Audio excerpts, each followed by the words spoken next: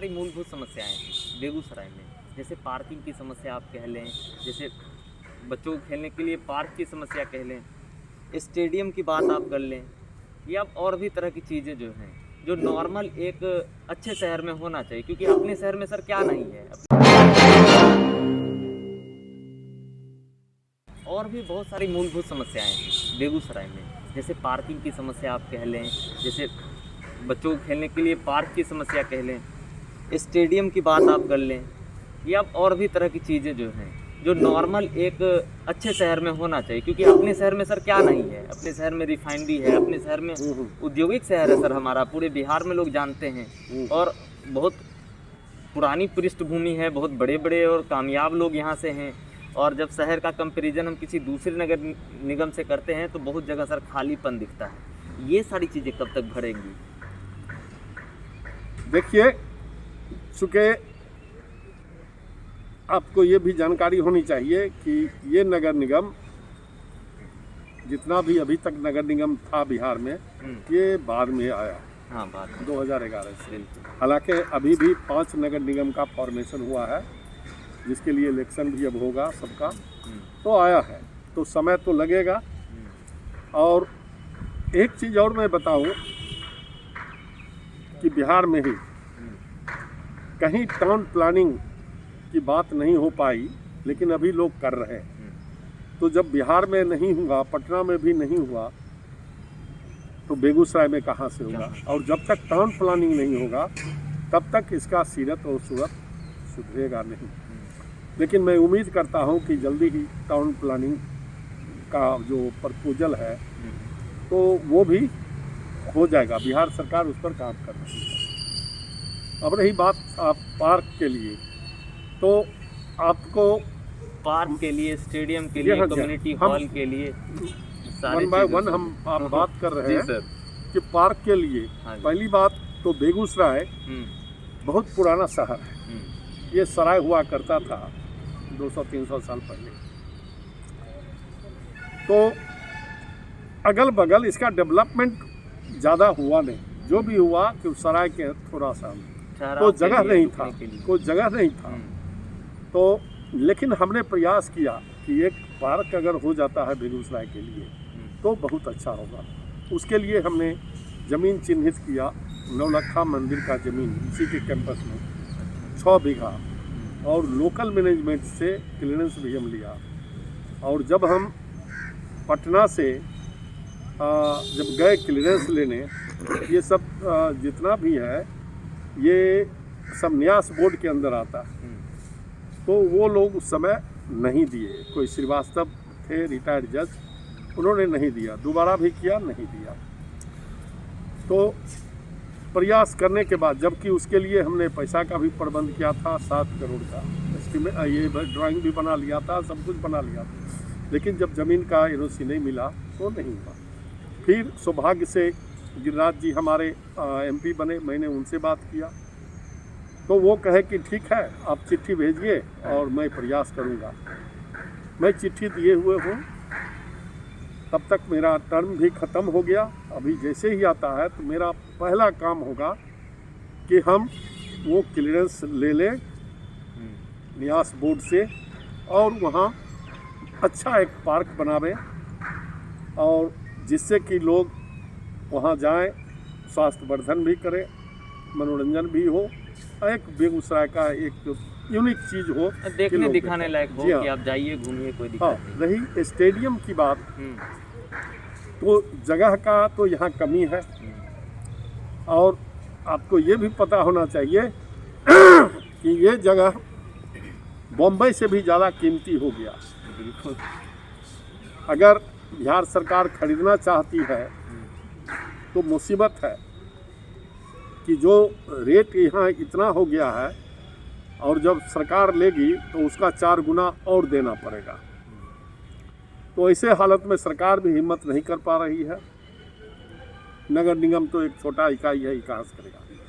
लेकिन फिर भी जो एग्जिस्टिंग हमारा स्टेडियम है, उसके लिए हमारे आने से पहले ही कुछ पैसा का प्रबंध हुआ था।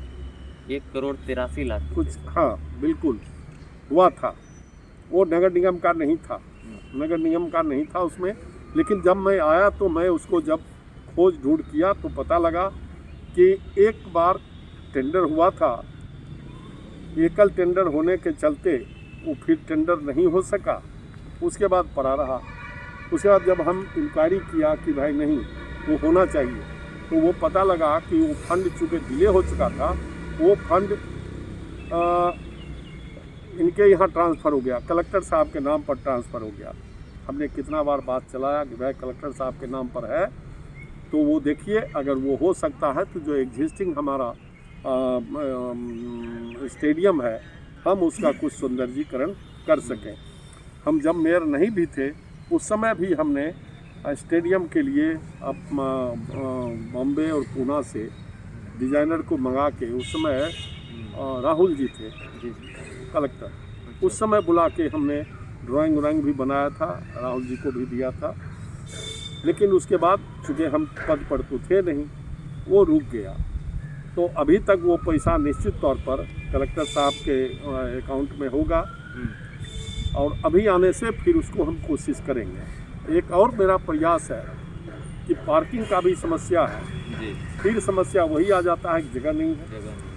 लेकिन हमने पता किया है, हमारा नगर निगम के जो पदाधिकारी लोग हैं पता किए हैं कि नगर के अंदर बहुत सा गैरमंजरवा आम जमीन है, केसरे हिंद का ज़मीन है, जो बहुत लोग उसको इंक्रोच किए हुए हैं।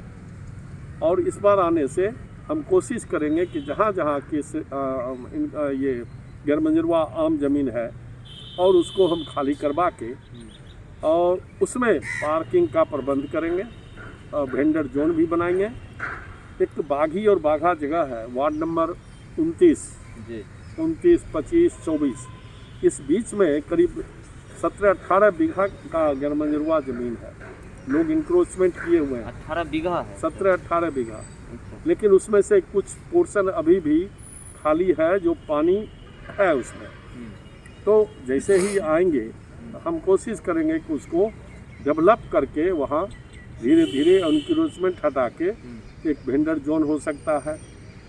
एक आवास योजना में भी जो कॉमन आवास है कि जो आदमी को रहने का घर नहीं है, ज़मीन भी नहीं है, अगर उसमें मल्टी स्टोरी बिल्डिंग बन जाए और उसमें रहने का हो तो ये सब भी होगा। ये सब मेरे दिमाग में है, लेकिन काम करने के लिए एक पॉजिटिव और इनर्जेटिक टीम भी चाहिए, जिसका अभाव नगर निगम में बेगूसराय ही नहीं पूरे बिहार में। अच्छा। पूरे बिहार में। आपने एक प्रश्न किया था कि बुडको, ये बुडको जो है सरकार का एक टेक्निकल अंग है, चैनल पार्टनर कह सकते हैं। टेक्निकल अंग सरकार के अंदर में, सरकार ही है, बुडको भी सरकार ही है, बुडको भी सरकार का ही एक तंत्र है जो काम करता है उनके। हाँ, जो टेक्निकल काम करता है, टेक्निकल काम। तो हमारे नगर निगम में जितने बड़े बड़े काम होंगे वो बुडको के द्वारा संचालित होता है। और हमारा भी जो काम हम करते हैं, जो नगर निगम का छोटा भी काम 2000, 4000, 2 लाख, 5 लाख, वो भी काम बुडको के इंजीनियर के द्वारा ही कराया जाता है और उसी के द्वारा पेमेंट का अप्रूवल दिया जाता है। क्योंकि हमारे पास अपना तो कुछ नहीं है और कुछ जेई होई तो हम अपने शक्ति से रखते हैं, बोर्ड से डिसीजन लेके। तो वो सब जैसे बिल बना दिया, काम करवाया, एस्टिमेट किया, ये सब करेगा, लेकिन फाइनल अथॉरिटी बुडको होता है जो सरकारी आदमी होता है। तो विडम्बना है, अभी आप देखेंगे कि चाहे स्टोरेज सिस्टम हो, डिले चल रहा है, क्वालिटी का अभाव सब जगह का तोड़ के रख देता है, तो वो कंट्रोल होता है बुडको के द्वारा। और इसमें बुडको मैं कहने में मुझे कोई गुरेज नहीं कि बुडको सोई हुई है, वो ठीक से काम नहीं करा पा रही है और उसके पास भी एक विडम्बना है कि उसके पास हैंड्स नहीं है, आदमी नहीं है। अभी नगर निगम बेगूसराय में एक इंडिपेंडेंट एग्जीक्यूटिव इंजीनियर चाहिए, लेकिन नहीं है। एक भागलपुर में एग्जीक्यूटिव इंजीनियर का पोस्टिंग है, वो और 2-3 जगह देखते हैं और फिर बेगूसराय देखते हैं। और एक उसके इंजीनियर तीन नगर निगम तीन देख रहे हैं। तीन कई जगह नगर निगम नहीं, डिस्ट्रिक्ट। हाँ, बिल्कुल। का एक डिस्ट्रिक्ट में नगर निगम, यहाँ उसके बाद नगर परिषद, ये सब यहाँ 4-5-6 जगह है, वो सब देख रहे हैं। और फिर मीटिंग, सप्ताह में 2 रोज मीटिंग। तो वो मीटिंग जाने के रास्ते में जब आते हैं तो बेगूसराय देखते जाते हैं, इससे काम तो होगा नहीं। हमने कहा है, सबों को कहा है, हम मंत्रालय में भी बात किया कि भाई हमको एक डेडिकेटेड एग्जीक्यूटिव इंजीनियर चाहिए, और सिर्फ बेगूसराय के लिए। चूँकि ये जितना काम, और इनको एसी में भी प्रमोशन हो गया, तो एसी का भी चार्ज है। अच्छा, ये मुंगेर का भी काम देखेंगे एज ए एसी, ये और जगह का काम देखेंगे। तो ये ना क्वालिटी होगा, ना टाइम पर काम होगा, ना प्रोग्रेस होगा, कुछ नहीं, ना क्वालिटी ना क्वांटिटी नहीं होगा।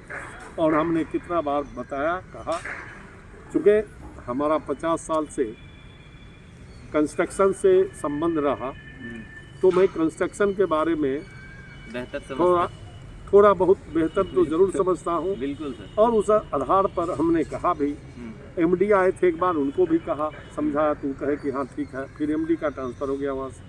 अब ये स्थिति है कि आदमी नहीं है, और कम से कम 100, 700 या 1000 करोड़ का काम एक एग्जीक्यूटिव इंजीनियर, और भागलपुर, कहलगांव, बेगूसराय और कहाँ जाके देखेंगे तो क्या वह काम होगा? यह इस पर हमारा घोर आपत्ति है कि बुडको इसको नहीं कर रही है। इसका मतलब है कि सरकार का पैसा, सरकार का समय और पब्लिक को कष्ट ये बुडको के द्वारा दिया।